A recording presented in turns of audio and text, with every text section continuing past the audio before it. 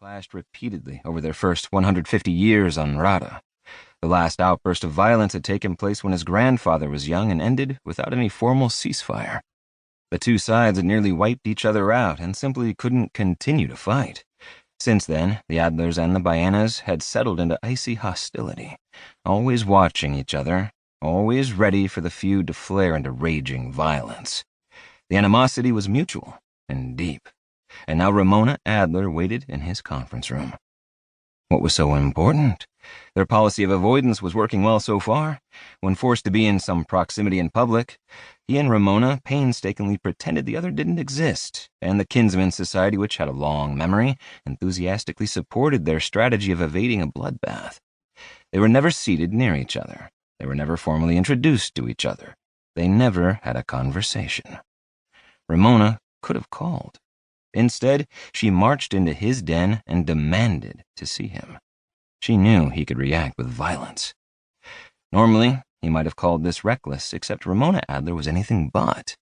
He had studied her since he was in his teens because she was a potential enemy, and he knew her as well as he did his own family.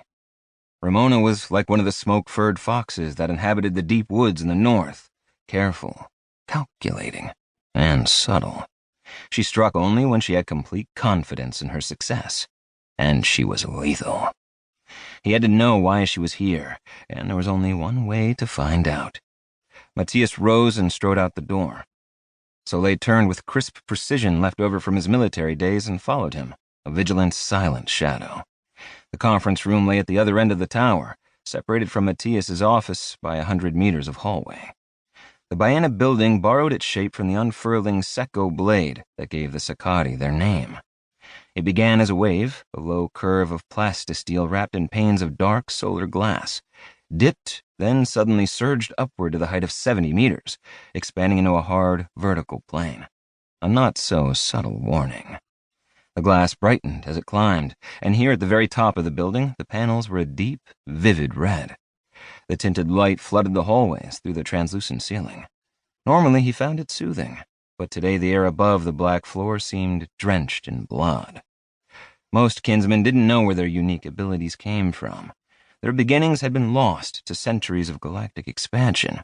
The Sakari were different. All of them traced their origins to the Second Outer Rim War, when two budding interstellar empires clashed over a resource-rich cluster of planets. The brutal conflict lasted for 62 standard years, and the Sakari had been genetically engineered for that war. While massive spaceships collided across the star systems, spitting energy and missile salvos, the Sakari fought in close quarters with secco weapons embedded in their bodies.